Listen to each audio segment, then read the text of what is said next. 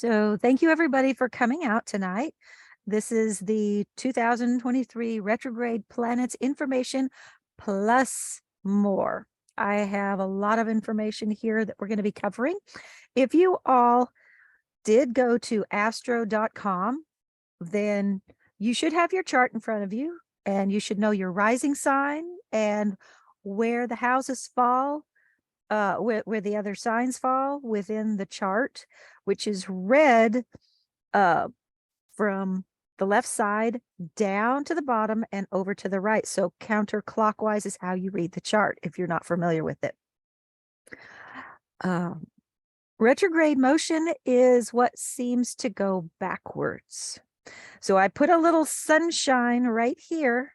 I don't know if you all can see my cursor. I put the sunshine here because it wasn't there. I go to several sites to get information. This is one of them. And I have been using this for about, I don't know, 10-ish years. But this is a really, really good depiction of what happens.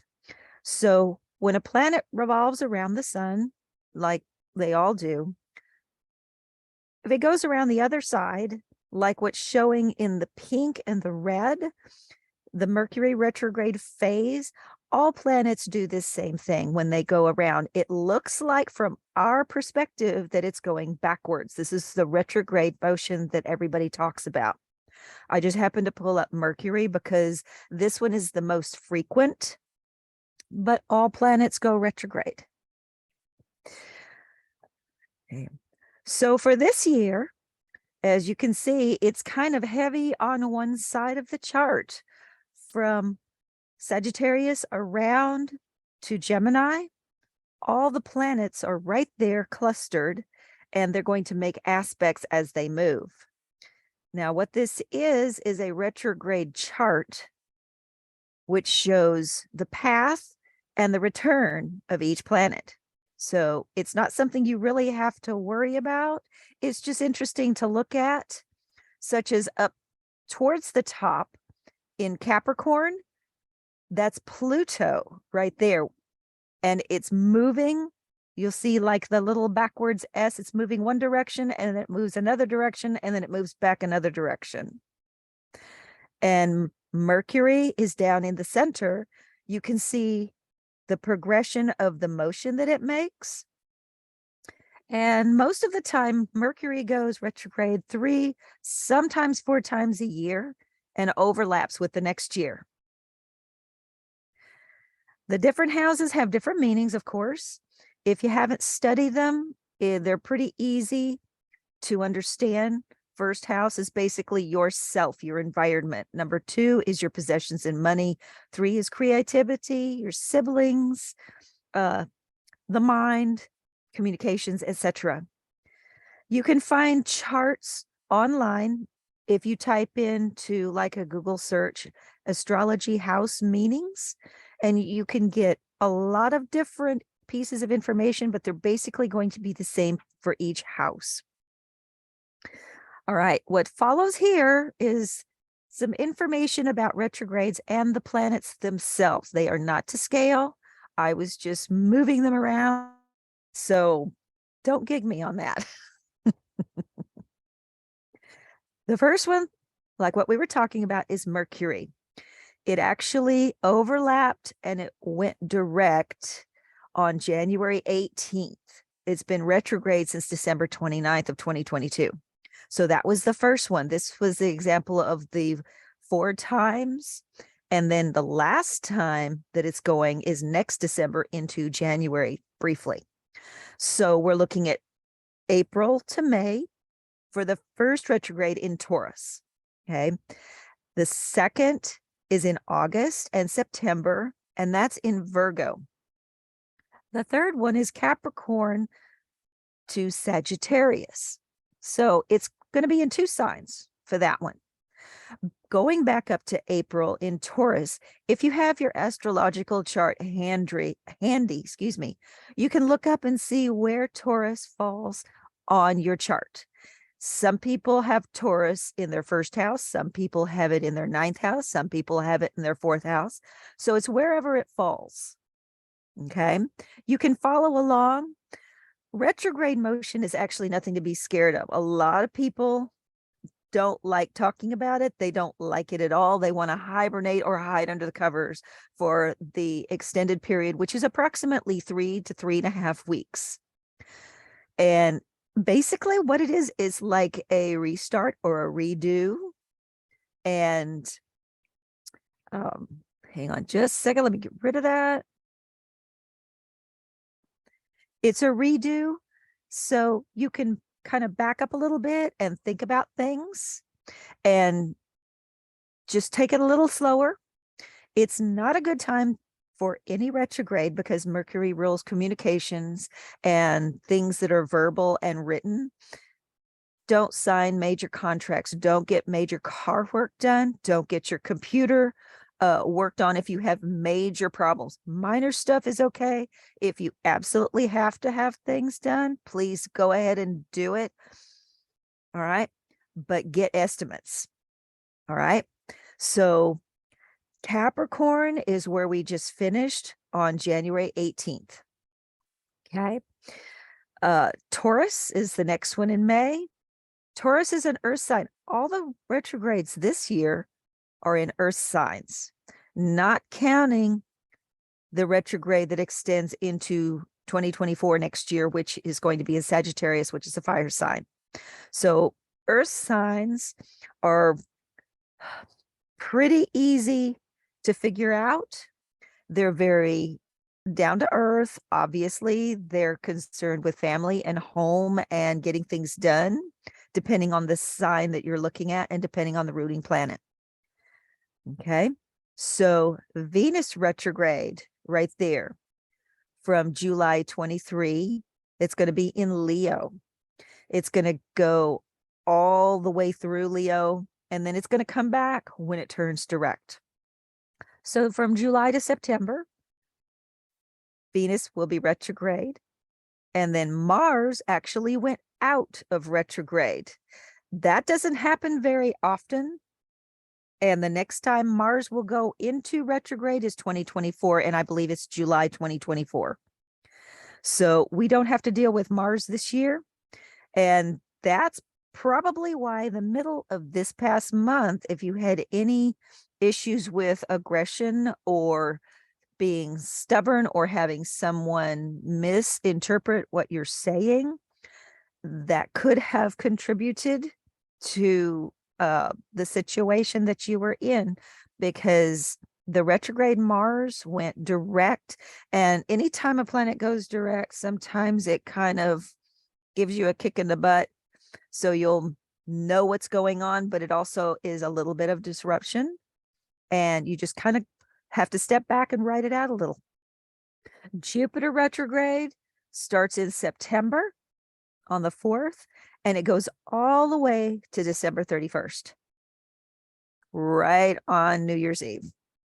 It's in Taurus. So wherever Taurus falls in your chart, check that out. And that is the area that you're going to take a look at. Okay. For instance, if Taurus happens to fall in your 10th house of work, then you can be concerned with your career, your ambition. You also need to check out your goals, your public life and your image, and how you purport yourself in your career. Now, this is career. 10th house is career versus 6th house of your daily job to get the bills paid. Sometimes they're one and the same. Sometimes they're not. Okay. Saturn retrograde is June 17th. That's in Pisces, which is a very dreamy sign. That's going to be there till November 4th. And there again, wherever Pisces is in your chart is what it's going to affect. For instance, if it is in the 2nd house, then it's going to have a lot to do with your finances and your personal properties and what you own. I guess you could say the whole of like your household and your properties and things that falls into the 2nd house. Okay. Saturn is responsibilities. So If you're putting off getting things done, then take a second look at it, figure out what you can do to make it right, and go ahead and take care of everything. Uranus retrograde is actually August 24th to January 22, and then August, that was 2022 to 2023. Okay, it just went out. And then it'll go back in August, this coming August, and it'll go out in January. Okay, so I'm going to back up just for a second. Venus is the sign of love and romance and friendship and partnerships, things like that. It also rules the home. And so wherever it falls in your chart, check out those particular areas and see if something needs to be shored up, or if somebody needs to have a communication to perhaps get something solved or resolved, and you can have a better relationship. Mars, we talked about a little bit. It's the planet of war. So it's very upfront. It's very aggressive. It's very leadership oriented. Anywhere that's going to fall, then that is going to have the influence on that house. Jupiter is called the great benefic.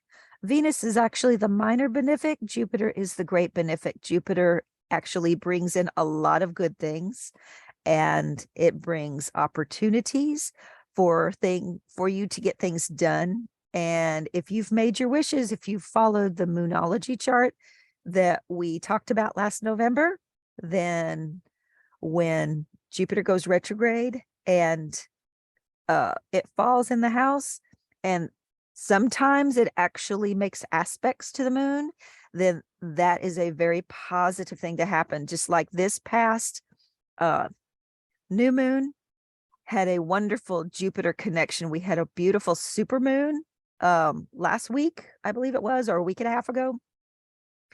And this brought in a lot of good energy for getting things done, for dreams coming true, for making wishes and acting on your wishes, things that you want to bring to fruition this particular year. Saturn is a workhorse. It shows you responsibility. It shows you that you can be leader and you can get things done. And it also is the ruler of older people and the medical field. It can also have connections with hospitals and institutions.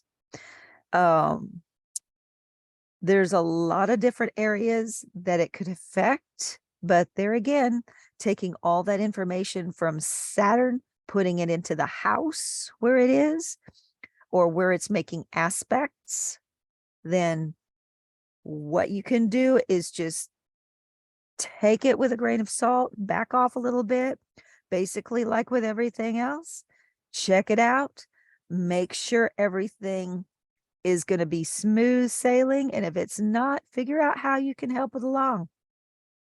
Uranus, I actually like Uranus. A lot of people don't like the planet Uranus because it rules computers and it is the trickster of the zodiac. A lot of times it brings things unexpected, which is actually a lot of fun because you can have great surprises in life and in work and in meeting people and doing things. And in August of last year to January of this year, January 22, that's actually what's going to happen again. Excuse me, because it's going to go back in Taurus. It was retrograde in Taurus. It's going to happen again. So, excuse me, think about things that had occurred from the end of August to about the middle, little over the middle of this past month. What was going on? Okay. And then see if you can work through things that have been presented and perhaps make it better the next time around.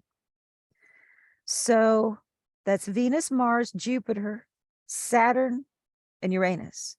Okay. Now, Neptune is the next planet.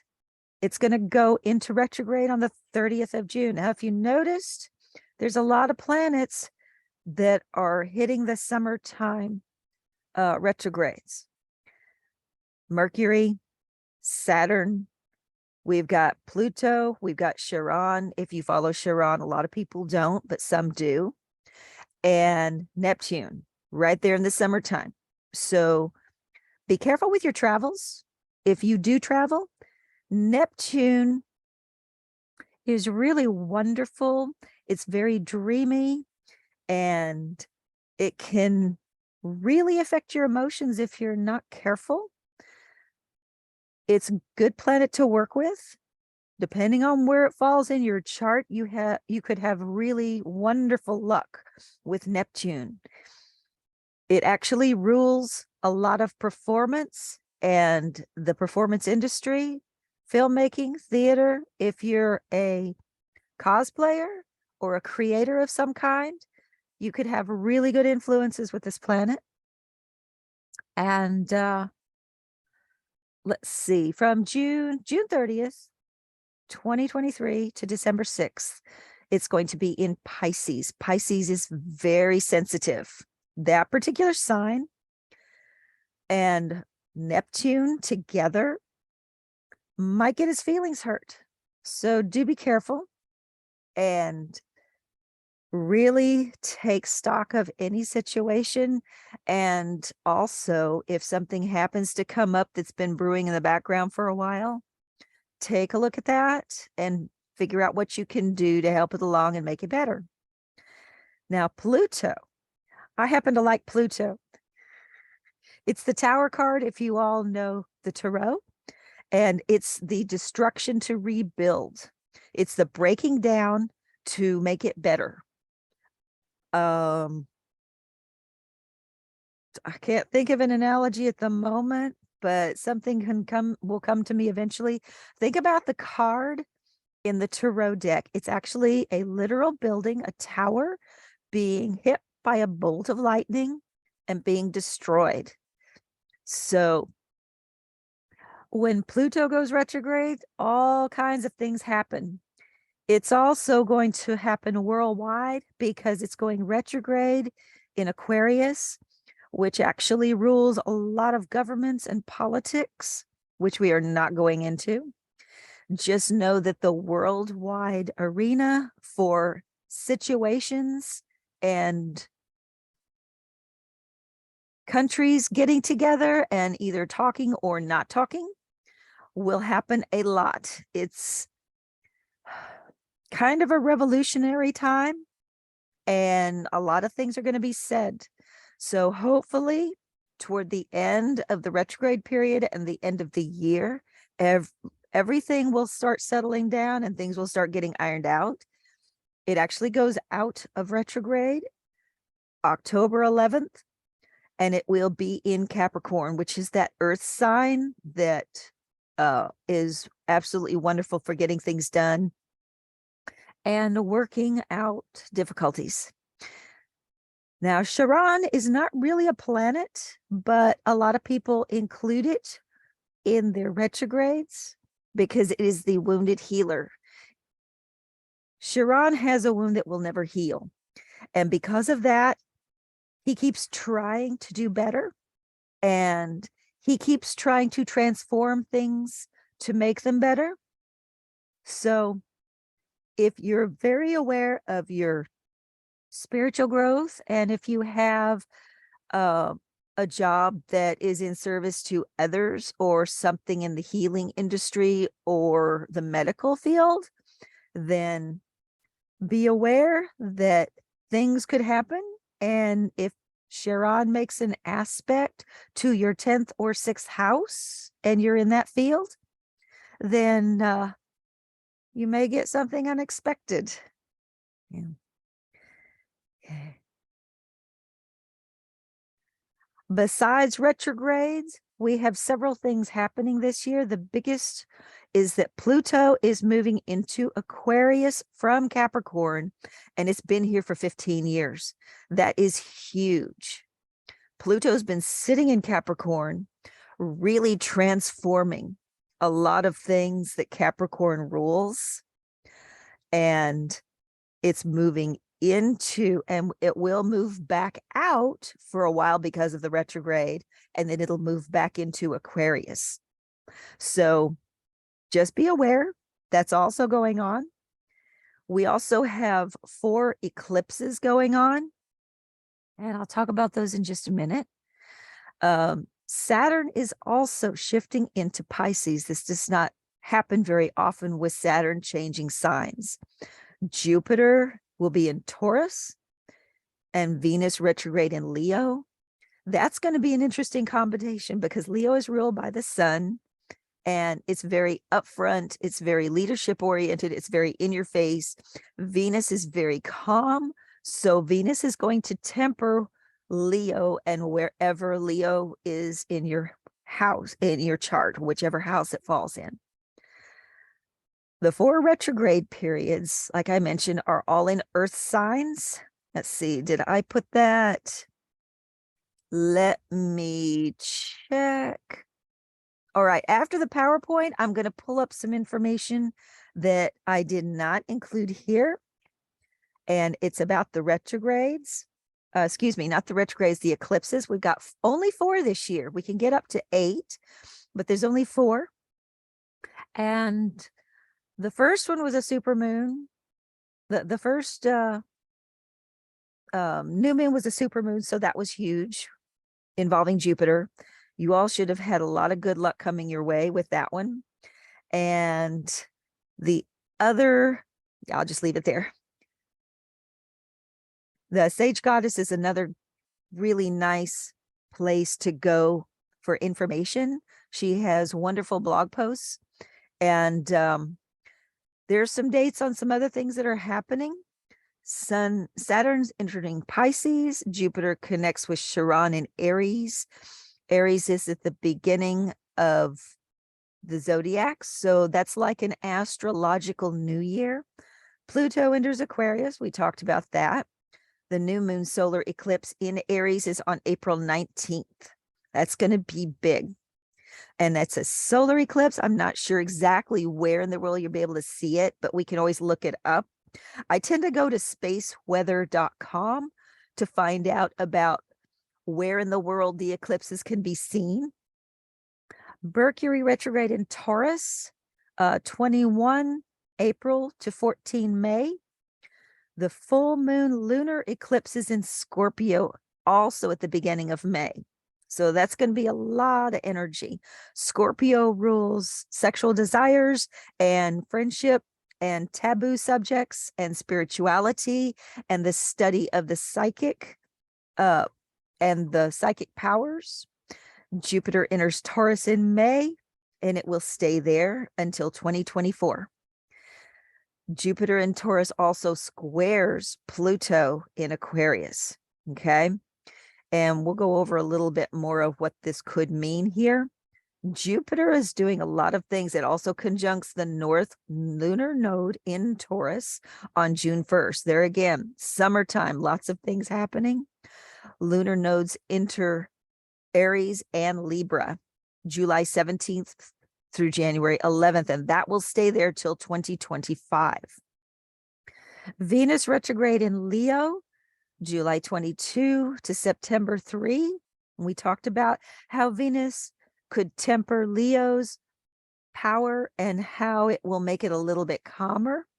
Pluto in Capricorn will square the lunar nodes in Aries and Libra in July, and it's got 3 dates there. So depending on, there again, where in your chart Aries and Libra are, you might want to take stock of what's going on in those houses and act appropriately. Talk to people if you need to. Stay away from them if you need to. Okay. Mercury retrograde in Virgo, August 23 to September 15th. New moon solar eclipse. This is another solar eclipse in Libra on the 14th of October. And then there's a lunar eclipse in Taurus on October 28th, almost to Samhain. The last Mercury retrograde in Capricorn is at the end of the year, and it will, this one says January 1st, depending on your time zone and where in the world, it could be January 2nd, like I mentioned earlier. So back at the top of all of this stuff going on, Saturn, when it enters Pisces, it's going to be working with those very Piscean energies. Like I said, Pisces is very calm.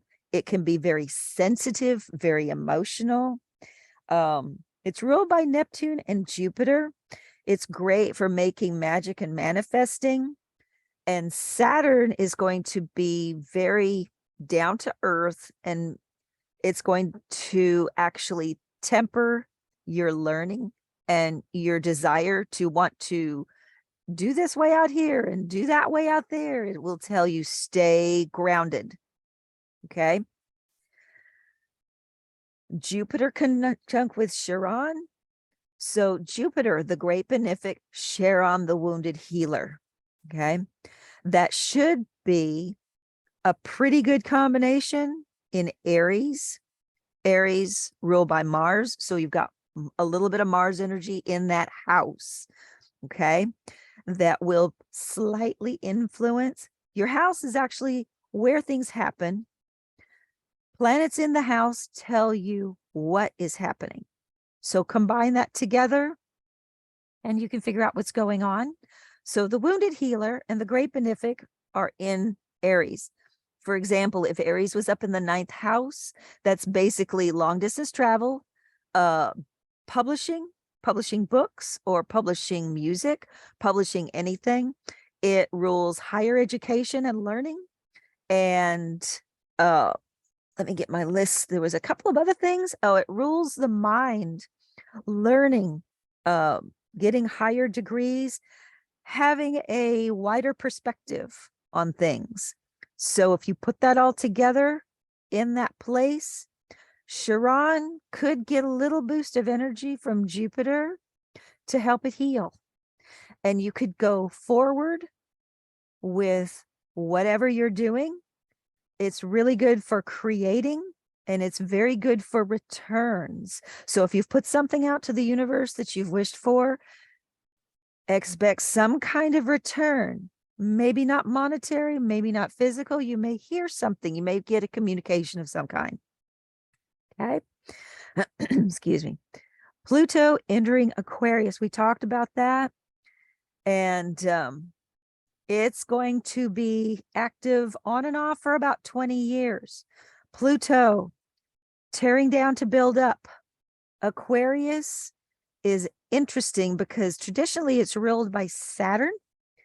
And it's actually ruled, the younger generations are ruled by Uranus.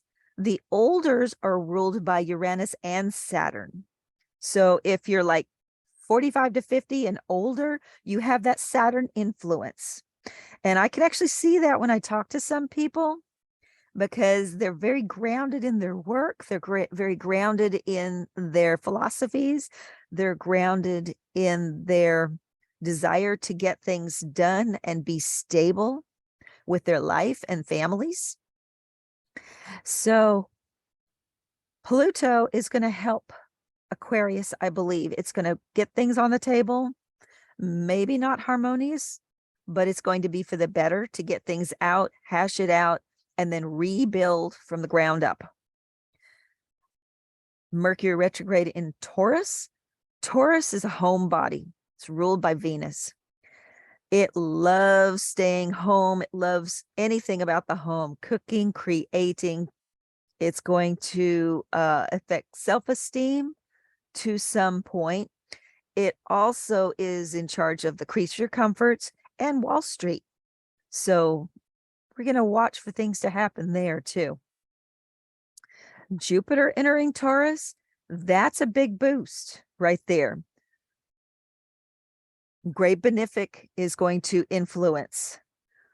what happens in Taurus from May 16th to May 25th for those actually a couple of weeks and a year. Jupiter in Taurus squares Pluto in Aquarius. So there's going to be communication issues. There could be upheavals in world industry. There could be upheaval in politics and like things that NATO takes care of. So hopefully, fingers crossed, there again, Taurus tears down. We'll get it out on the table, hash it out, and come to a good compromise. Okay. Not going to go into the lunar nodes because that could last for hours. However, the north and the south node are directly across from each other in your chart. The north node is like an upside down horseshoe, and the south node is going up like a U.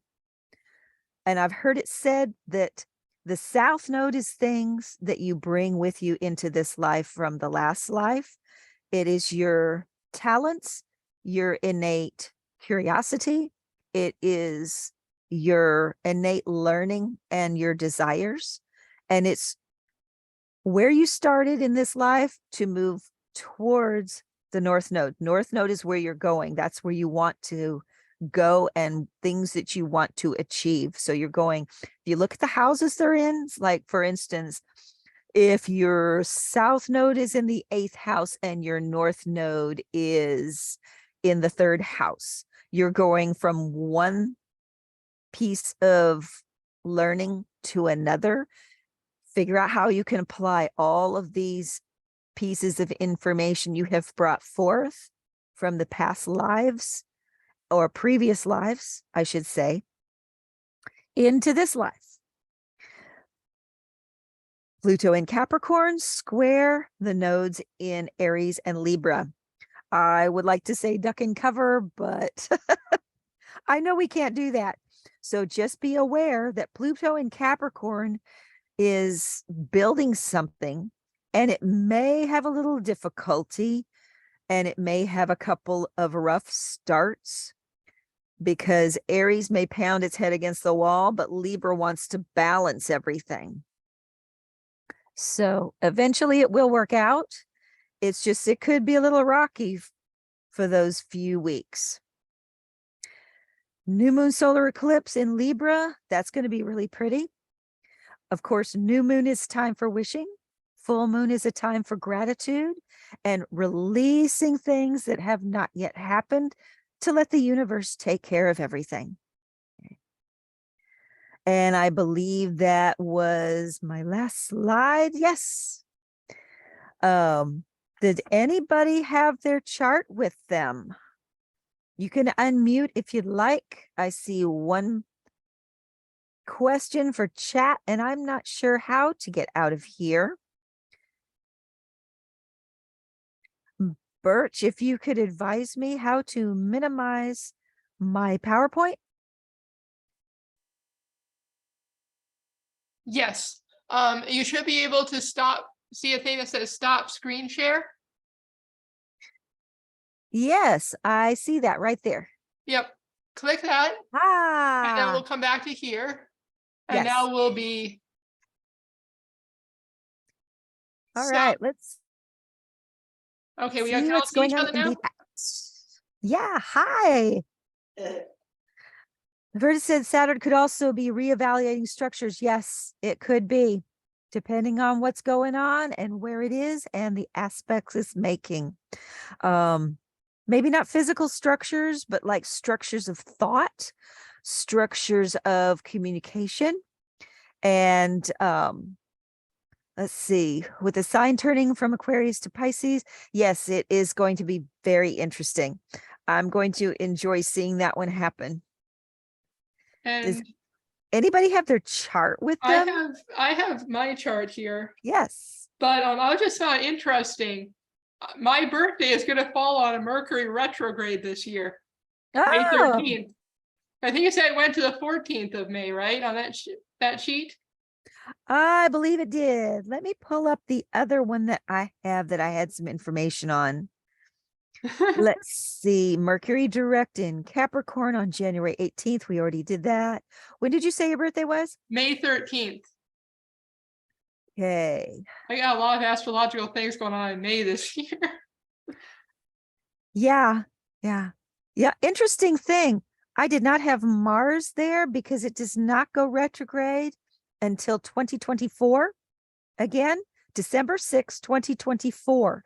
And it will stay retrograde until February the 23rd, 2025. That's a long time. It doesn't go in retrograde very often. One planetary cycle of special note is that Venus retrograde cycles also are kind of rare, and it's going to be in Leo, which we mentioned. So pay attention to that one, and pay attention to your partnerships and your friendships and your family communications and relationships. The eclipses, okay, there we go. I found them. April new moon in Aries. Let's see. I wrote down some notes here. And of course, restarts always can happen during eclipses. Brave moves. If you are trying to achieve something, maybe take a couple of steps forward. Second chances. Lots of excitement with this one. This is the one in April. New moon eclipse in April in Aries. Aries being the first sign of the zodiac, beginning of our astrological year. The full moon in eclipse in Scorpio is about release, dropping your grudges. Don't let stuff get to you. Allow for the changes, speak your mind, but be very careful and be very compassionate to yourself and others. Okay. October, the new moon eclipse in Libra is about power struggles. We talked about that just a little bit. Maybe you can get your relationships to get a reset. Think about how lucky you are in love and how lucky you are with your friendships. Again, be compassionate with yourself and work towards that balance. Detoxify your relationships, yourself, maybe your eating habits. Take a look at what needs to change to make you better. October is also full moon eclipse in Taurus. It's lucky for some people, not so much for others, but you make your own luck, bottom line. Okay. So wishes you put out, your hopes, your goals, your wishes, your dreams, we work towards those. New moon, always new moon. Make your wishes, send them out to the universe at the full moon. Be grateful for what you have and release what hasn't happened so the universe can take care of it. The full moon eclipse in Taurus is also about changes and defining things. It can probably be a little chatty. Sally. And a few other power dates, just to mention. March 7th. This is the time to get serious about building your dream life. What is something that you've wanted that you have been very hesitant on? Think about really setting this date to get started on it, to work towards it. Okay. Maybe make a dream board or start a journal. If you have an altar, you can also work with your ancestors and work with the gods and goddesses. June 19th. Hopefully, if you've done everything you needed and built your foundation and your groundwork, your hard work will start to pay off.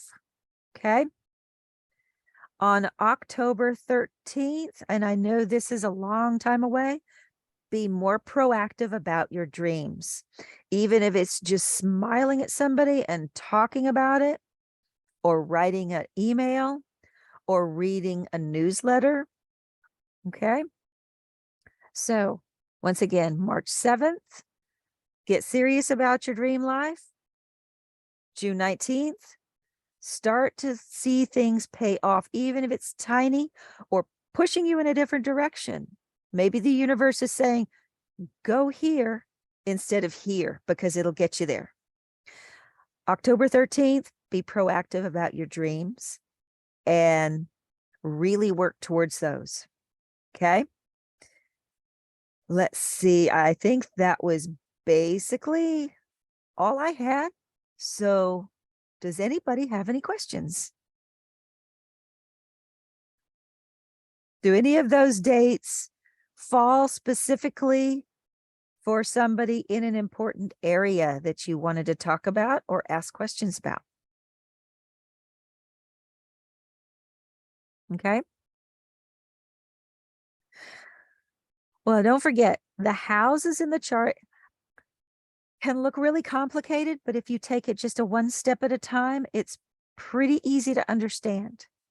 So if you look at your chart and think of one thing for each house, then once you get that down in your mind, you can actually add something else, 2 or 3 keywords per house.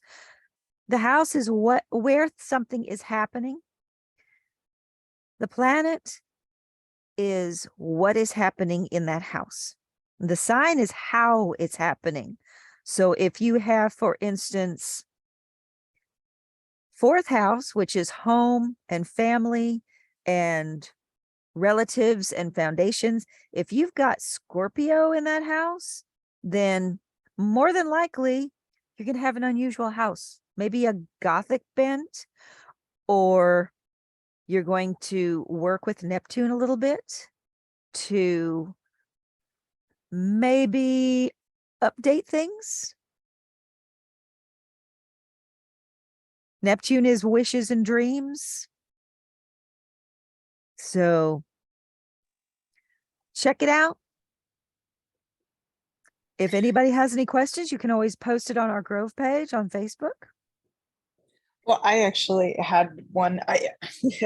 I'm particularly intrigued by Saturn and Pisces because, I mean, we've had Saturn in Capricorn, which did some necessary work. And, you know, as a 10th house stellium sun, and I'm a Gemini too, mind you. Gemini in sun that or house, rising? Sun, Gemini sun? with the 10th house stellium, so all personal planets. Yes. Yes. So I didn't mind that. The part where I tend to have a lot of difficulty is I'm a Pisces moon and a Virgo rising. So my moon is in the 6th house, which is not the best place to have a moon. So Saturn's probably gonna beat that down pretty hard. And then I have my 7th house in Pisces completely. So I'm a bit anxious about that. And even though I tend to work well with Saturn energies, I just that's I don't know what else. That's probably a combination of Saturn and Pluto trying to break something down and rebuild it, because you don't really need all this worry. The Saturn in Capricorn for me fell in my work house, and it was like smooth sailing the past 15 years. It was very strange because I kept expecting things to happen. But because Saturn is so studious, it's so grounded in what it wants, it's so work oriented. Now, I did become more of a workaholic, which is a Capricorn trait. But I wouldn't worry too much about your moon in the 6th house. That means that you're very caring about what you do, and maybe sometimes a little too emotional about things. Just remember, this is daily work. Your career is up in the 10th house. So communicate a bit better to yourself. Think about what you want, your hopes, wishes, goals, dreams. You mentioned that you had Virgo in the 1st house, which was your ascendant. Virgo is also ruled by Mercury, which is communication. So wherever Gemini is falling, that's also Mercury. Pay attention to those two and what's going on with the transits. I don't think you're going to have a hard time. No, well, not really. It's interesting you say that because it's kind of like layers on a cake, right? Yeah, So, yeah, exactly.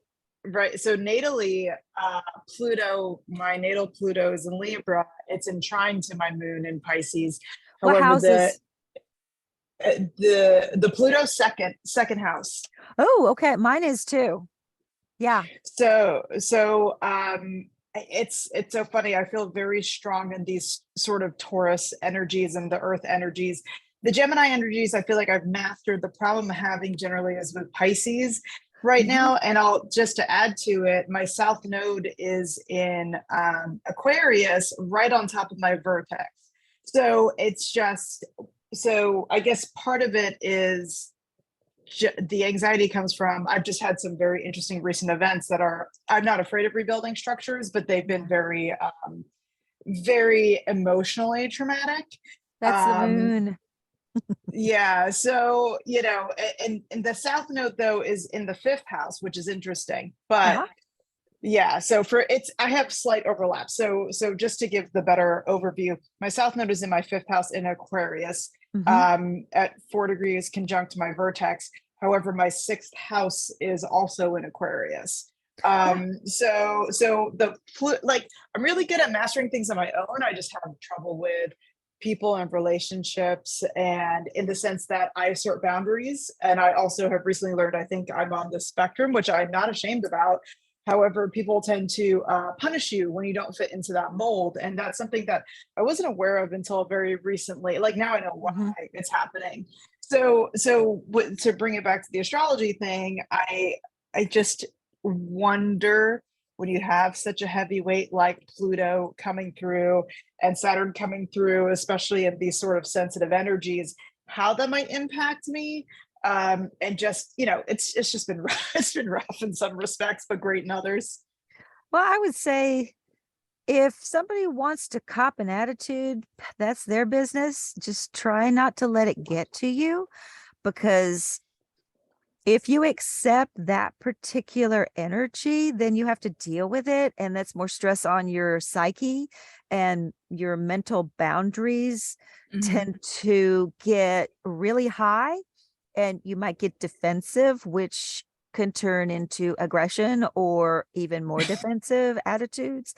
But if you just back off and just let them be what they're going to be and let them talk what they're going to talk, and pretty soon they'll wind down. And I know that's hard to Well, do. That's really hard yeah, sometimes, it because depends. that's Yeah. not you. That's No, it's not not. you. Well, and I think just to add to your point, you're mentioning aggression. At my Mars is in Taurus in the ninth house, Mhm. and that house is intercepted. My third house is so basically it's an Aries ninth house with like the Mhm. rest of it in Taurus. So very strong-willed. And then the other thing is my third house is in Libra at the 29th Mhm. degree, but the rest of it is in Scorpio with Uranus there. So it's like I'm not afraid to say things. I'm not afraid to get to the bottom of things. But if you push at me, then Yeah. I'm going to stand my ground. I'm not going to let Mhm. you get away with it. So because I'm not malleable, it tends to present a lot of problems, especially in places like work, where I mean, you all get it. Where this is a coven, if you will. So you already Yeah. get it. So Yeah.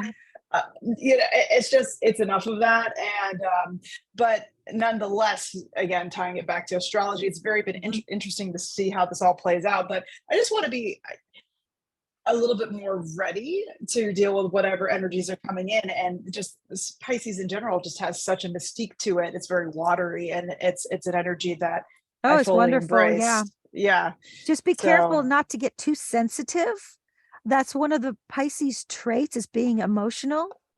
And if you just understand where you are in any given situation, then you can just stay true to yourself and just try to let the other people just deal with their own insecurities and their inadequacies, because that is not you.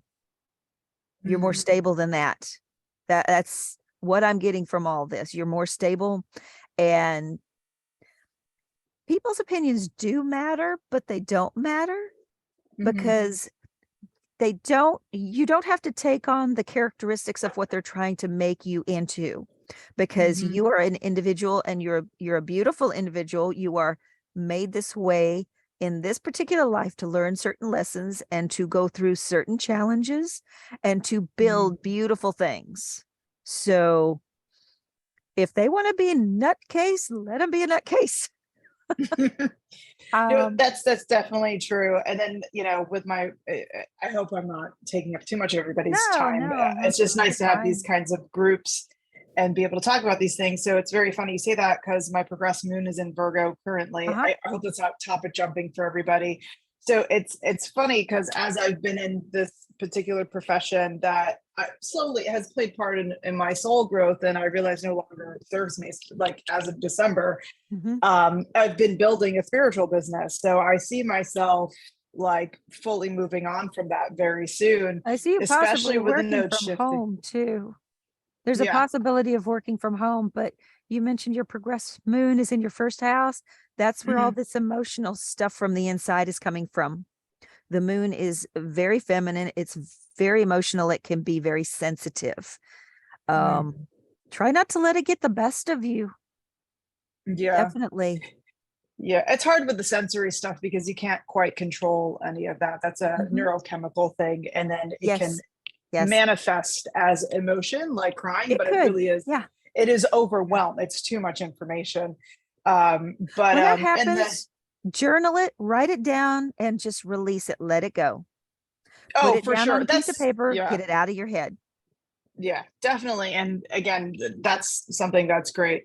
And then the last thing I'd say about my chart, and I hope this is giving everybody a chance to just kind of think about theirs and add their own questions, because I'd like to hear what they have to say, is with the nodal shift, what's going to happen is I have Jupiter in the first house with Mhm. Virgo.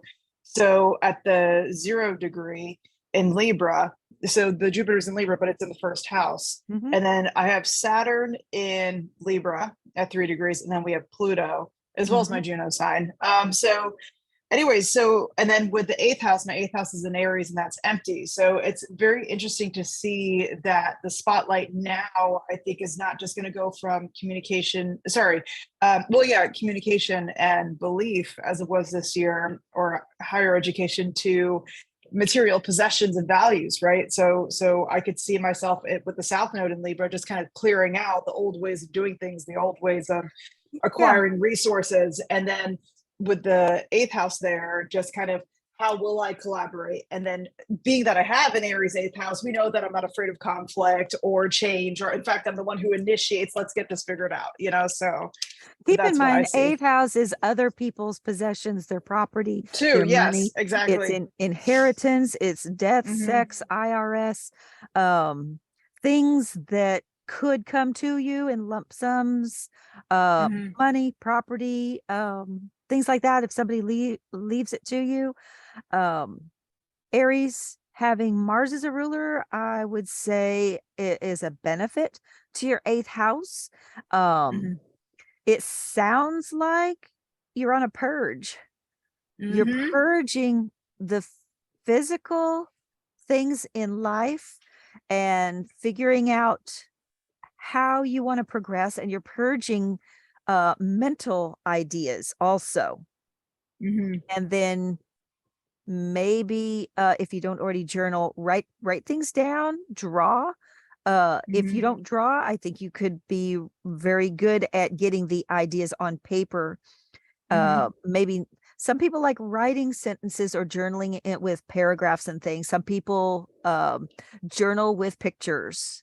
And that's kind of what I get the impression of, is you're making pictures and you're figuring out what picture needs to go where, is like a Hmm. puzzle.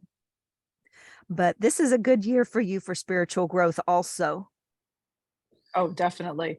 I can see that. And you can't see my office next to me. I've been just organizing like crazy. Yeah. I'm really excited because I'm hoping to do more pop-up shops and just really do the spiritual business thing full time.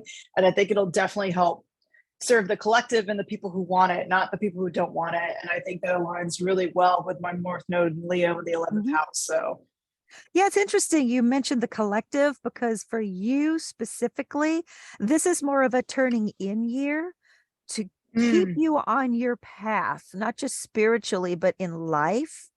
And for the collective, it's going to be big upheavals here and there and everywhere because of all of the sign shiftings, especially with Saturn and Jupiter and Pluto and Mars changing signs. mhm, And everybody's going to have to take stock and take responsibility for themselves eventually. And I think this is the Sure. year that it's going to show people, hey, you can't always do this. Mhm. You have to say yes and take charge and really own what you have done and own the things that you said to other people. And hopefully people will realize that change is good. If you don't change, you become Sure. stagnant. You stay in one place. Without a doubt. And this is the last thing I'll say, again, hoping to hear other people's as well, is what I've learned about the North Node in Leo. It's so funny to have the nodes flipped in that from the houses of their rulership. What Yeah. I remember is that took me a long time to wrap my head around, Mhm. but now I get it. And I think that if we're looking at the collective facing such changes, kind of like they did in 2020, Mhm. and you have somebody who's doing their purge, staying their path, and their North Node is in Leo, which is to lead by example by being authentic and Mhm. sharing that with the public. I see that as a way of also fulfilling that purpose, sort of Mhm. leading by example, if you will. Because there are Yeah. people out there, I think, that are going to want those resources. So it's so funny. It seems like there's obviously a layer within the collective because we all play a part in this universe, but also there's like a layer within a layer for Oh, my yes, chart. definitely. Definitely. It's like everybody is worried about these resources and There's no need. no, there really isn't. This kind of movement is where revolutions happen. And of course, overseas, the stuff's going Yeah. on. It's been going on Yeah. since last year. Yeah. And hopefully things will resolve. But I have a feeling it's going to last about 10 years or so, 10 to 12 years before it really settles down. Yeah. I have a feeling it's going to get a lot worse before it gets better. But at Mm. least people will start talking to each other, even if it's just yelling back and forth. Some kind of communication will happen because Pluto is moving. And the last time it moved like this was back in the 60s. Yeah. Yeah. Definitely. This has been very enlightening and refreshing. Thank you all for just having me be a part of this. Well, So, thank you for your insight and your questions and comments. It's been very lovely. well, thank you. It's all self-study, believe it or not. It started in COVID. Oh, yeah. So here we Yeah. are making. Oh yeah. So just so you guys know, she was talking about the fourth house. So my fourth house is in Sagittarius. I also have Neptune there. Oh, So that's which is good. really interesting, but also good. So but Sagittarius is ruled by Jupiter also. So you've got that Jupiter influence with Sagittarius. So being the great benefic, good things will happen. That's great. Well, thank you. I'd love to hear Very everybody welcome. else's. Yes. Who else has questions or comments? Feel free to unmute if you'd like. If there's anything specific, one of the dates that I mentioned is something like what Birch had commented that it's close to her birthday. Yeah, so I guess my birthday is going to be during a Mercury retrograde. Yeah, just take it easy, enjoy yourself. It's like you're there for the ride. Well, we're still going to sing, guys. I'm still I had going a to get the dirge, question. even in a Mercury retrograde. Just warning you, Amethyst. Yeah, don't forget retrogrades or redos, rehashing things out, and a time for you to start again or start over. And it's a good thing sometimes when we get to start over. Well, birthdays are good times to do it. Yeah, definitely. Thank you for this wonderful presentation. This Yes, is Kimberly. Oh, you're very welcome, interesting. Kimberly. I do have kind of a question, comment. Mhm. Your input would be welcomed. Yeah. We were just hearing about birthdays, and I had noticed when you mentioned the I think it was it Venus retrograde Mhm. in Leo, and well, during the time my birthday is in Leo, and it's I think in that time of Venus retrograde, and I have about 6 planets in Venus. Oh my So, goodness. I mean, a So lot. I think it might you're only gonna be have some 5. fun. Might only be 5, but yes, Yeah. it's a lot. I would say if you plan on doing anything, start before Venus goes retrograde.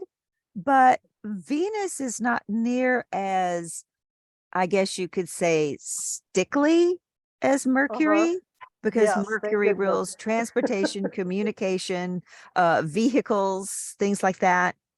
And Venus is all about love and romance and partnerships and good things and home and family. Mhm.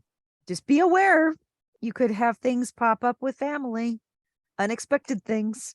Oh, things are always popping up with my family, plus my sort of possible romantic life is kind of crazy right now in terms of very sort of rocking and rolling around like Yeah. interesting possibilities. So that could, Oh, yeah, that that could, that could do something. Yeah.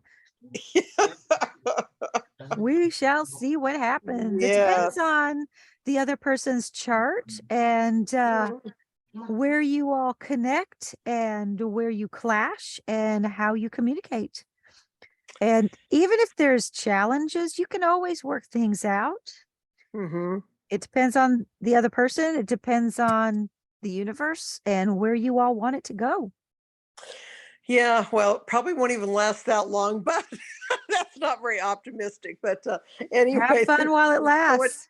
so much fire that yeah, it's just woo. All right. So anyway, I guess we'll see. But yeah, all that Venus was kind of interesting in Mhm. retrograde. So thank you for your comments on that. You're welcome. This has been very interesting tonight. Amethyst, how you doing? I'm good. It was wonderful. Thank you. Hopefully everything I made sense. yeah, starting, I love getting a chart read and whatnot, but I never really understood how you come to the conclusions. This gives me a little better understanding. Oh, good. Yeah, a lot of things are interconnected. You just got to figure out how. Yeah, and I found it interesting that, some of the retrogrades, it doesn't affect your whole life, just, Just parts of it. parts, Yeah. just Mhm. just certain compartments. Yeah. That's reassuring. But even if it is retrograde and it makes a positive connection with another planet, then you could have smooth sailing. Okay. So retrogrades are not always bad. Everybody thinks of them in a negative sense, and they're not really that way at all. It's just sometimes you get challenges so you can learn and you can grow. And sometimes when, like for instance, if you have a trine, which is a really good aspect in your chart, then that can get too easy. You can get complacent. You can miss things.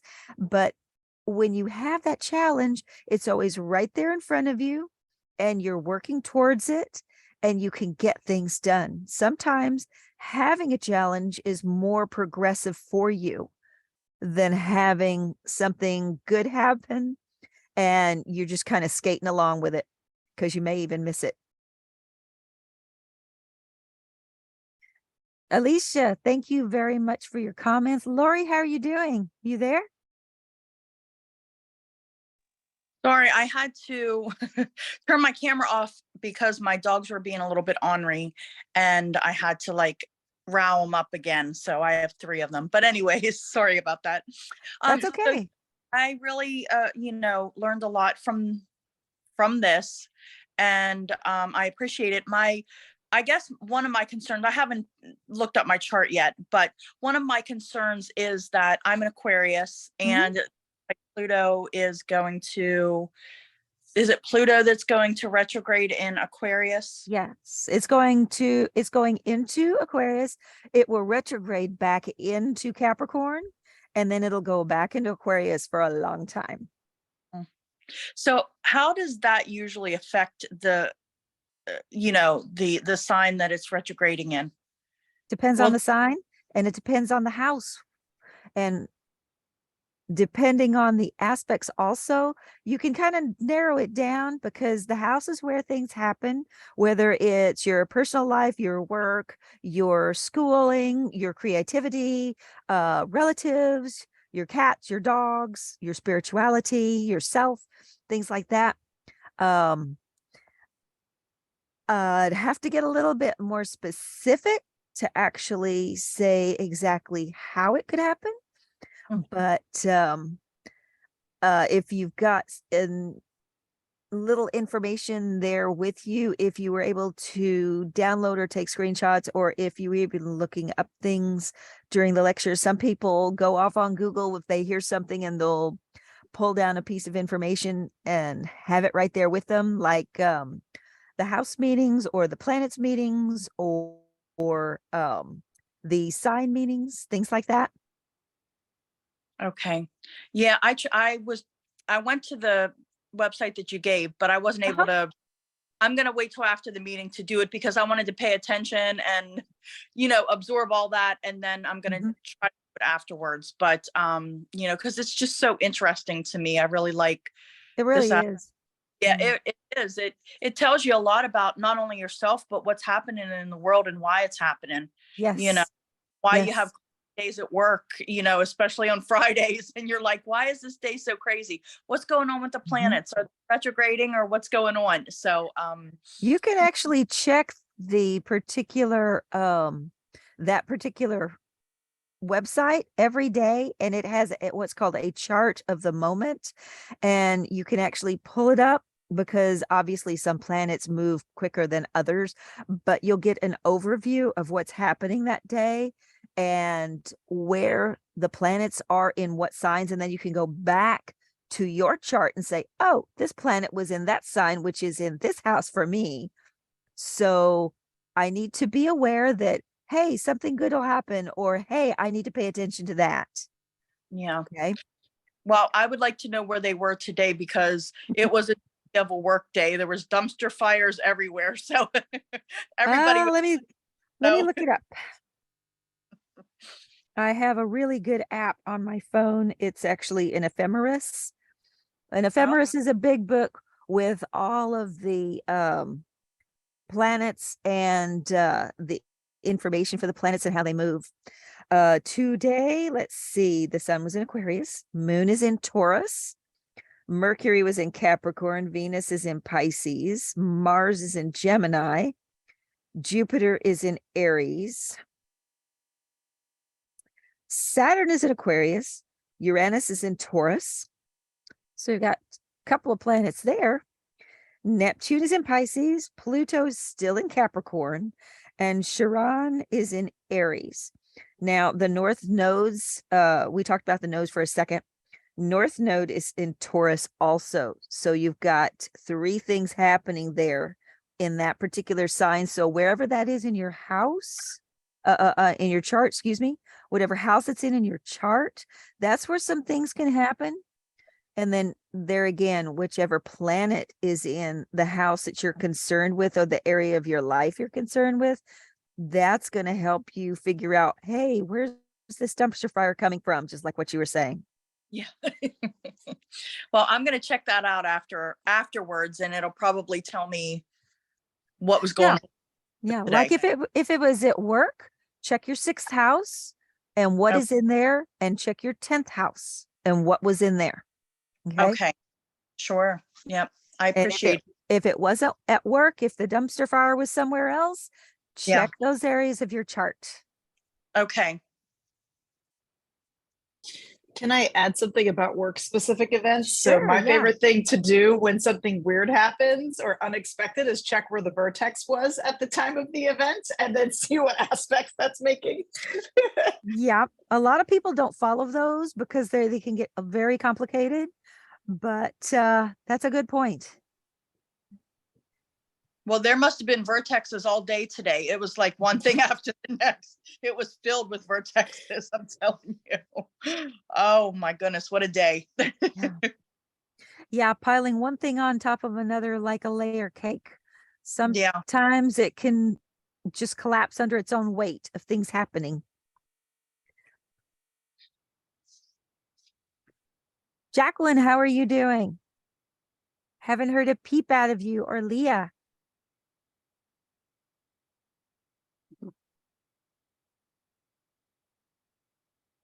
You all there? Have any questions?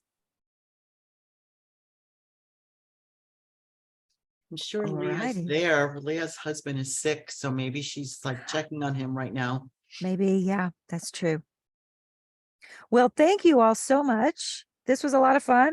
Well, thank you. I have another lecture, I believe I think it's July. I'll have to check on that, about ley lines and Yes, energies that run through the ley lines, which is fascinating to me. Oh, those are so fun. I can't wait They for that are, one. they really are. And it's so interesting how things are connected. It's very similar to astrology, how things are connected, but Mm. on this earth, physically, how one thing on the other side of the globe can be connected to something right here, and it Yep. can just zip along. Absolutely, Really cool. absolutely. All right. Well, this was a fun presentation. Thank you so much. This was You're great. very and I hope welcome. all Don't you forget make- to stop recording. No, we will.